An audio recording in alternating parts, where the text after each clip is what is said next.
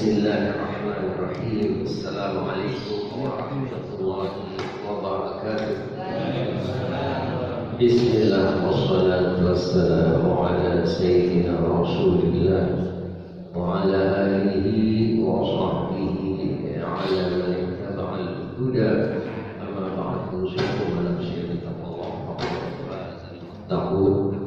Alhamdulillah, kajian kita di subuh ini sudah sampai kepada surat Al-An'am ayat 111, 112 dan seterusnya, yang ayatnya sudah kita baca bersama tadi.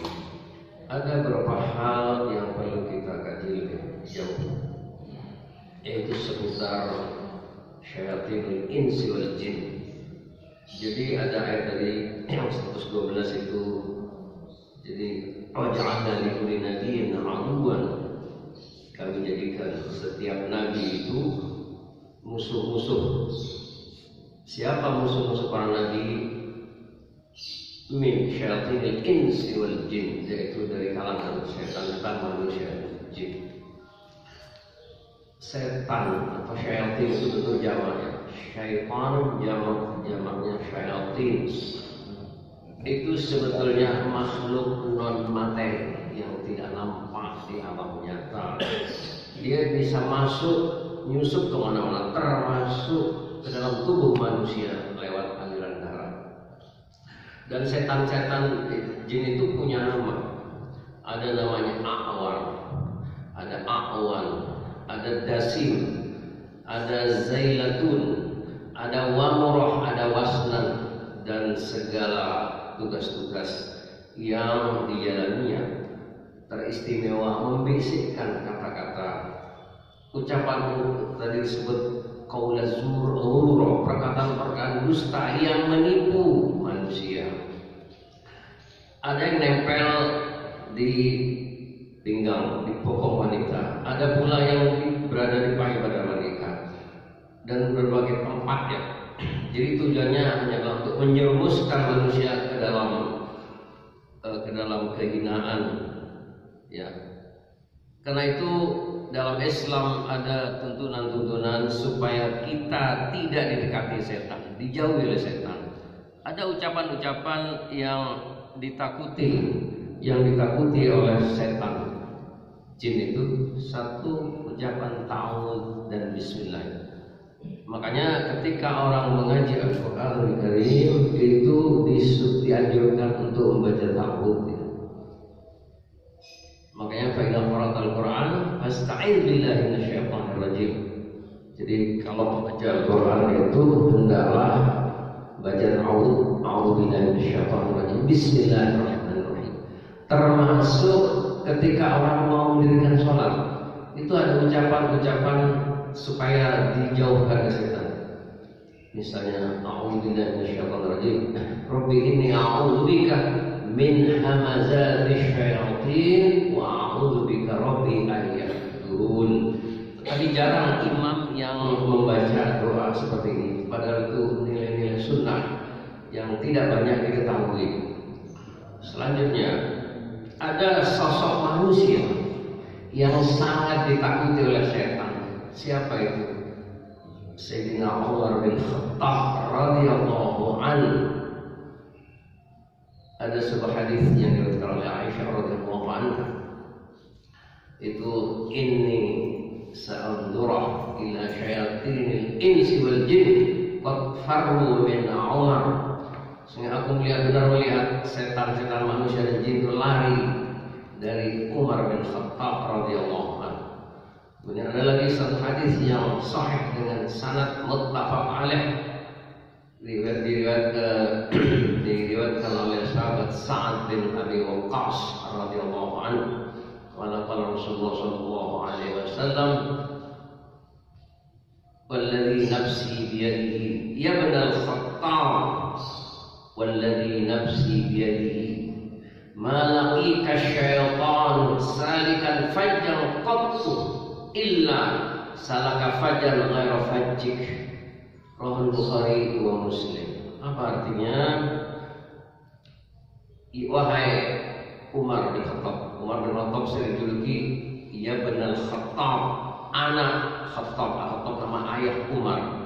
Jadi julukannya Umar itu sering pula disebut Abu Hafsin Umar bin Khattab. Ada lagi itu Al-Faruq, itu namanya lakab ya.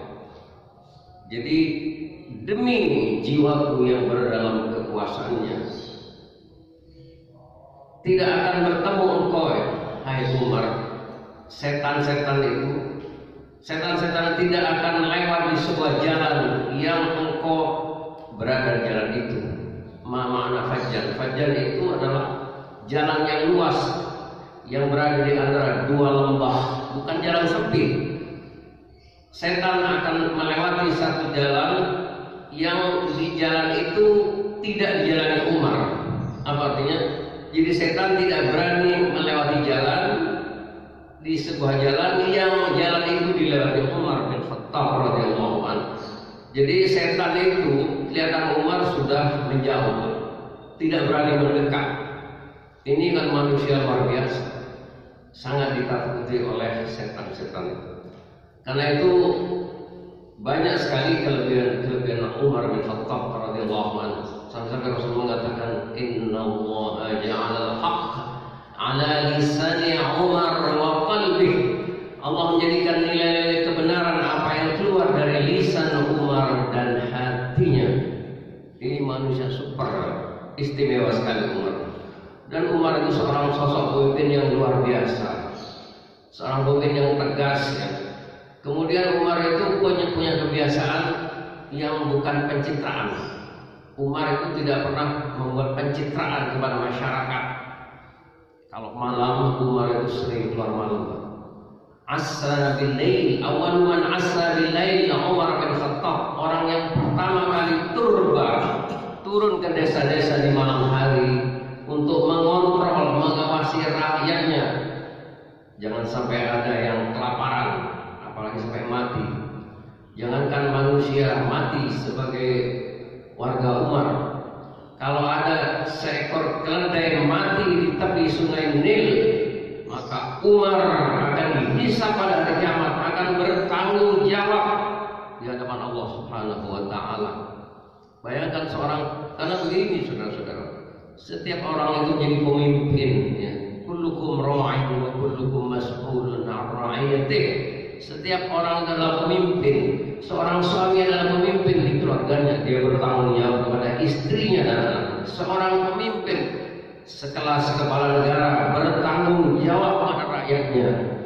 Bagaimana rakyat itu supaya sejahtera, aman, bebas dari kemiskinan ya. Betul-betul hidupnya makmur, bukan sebaliknya maka rakyat dibebani dengan berbagai macam beban yang menyengsarakan rakyat seperti pajak yang luar biasa. Umar itu luar biasa, sosok pemimpin yang istimewa. Kemudian Umar juga banyak terobosan-terobosan hukum hasil ijtihad pemikiran Sayyidina Umar bin Khattab ya. Termasuk Umar itu mengumpulkan dulu orang sholat jenazah itu dilakukan sendiri. Pada waktu masa Umar dikerjakan secara berjamaah ya, dengan 4 takbir itu.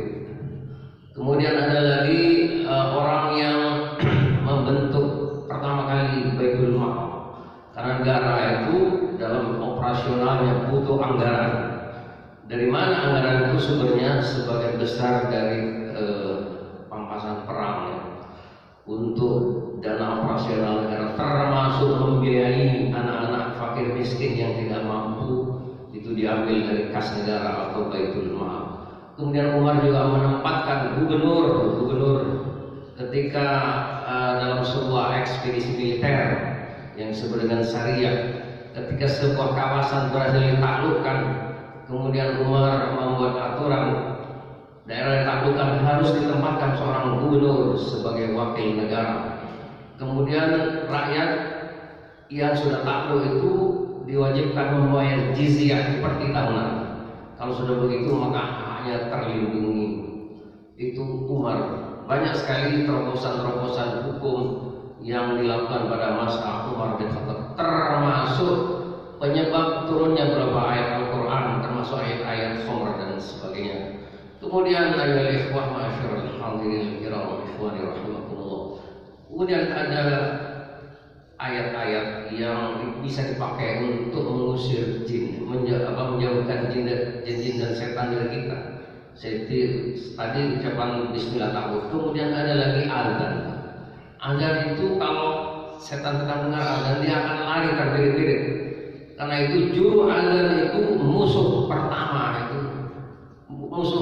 dari kalangan manusia itu juru azan selain Nabi Muhammad SAW.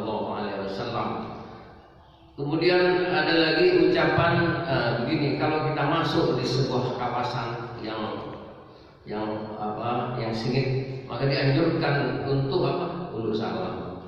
Ulu salamnya ada dua macam. Satu, assalamu alayna wa ala ibadillahi sholihin. Yang kedua, assalamu alayna min qibali rabbina. Ini supaya kita tidak diganggu oleh makhluk halus. Kemudian lagi, supaya orang tidak dimasuki oleh makhluk halus, itu perlu juga didengar anjuran sang Nabi SAW. Ada ucapan-ucapan yang dibaca di pagi waktu sore, yaitu ucapan jadi karena gini, setan-setan itu nyusup dalam tubuh manusia dalam 4 kondisi. Satu, dalam keadaan sangat lupa ya. Yang kedua, dalam sangat lelah. Yang ketiga, dalam tawatu puncak marah. Yang keempat, tawatu syahwat, dalam puncak syahwat. Makanya Nabi mengatakan la ilaha illa anta ya Yahya ada doa khusus itu supaya terhindar dari gangguan-gangguan makhluk halusnya. Semoga Allah mengampuni dosa-dosa kita, dosa-dosa orang tua kita yang baik masih hidup maupun yang sudah wafat. Semoga Allah memberi keberkahan kepada kita, diberi keberkahan dalam hal umur, rezeki dan waktu. Tasma'una hadzal Allah wa iyyakum. Wassalamualaikum warahmatullahi wabarakatuh.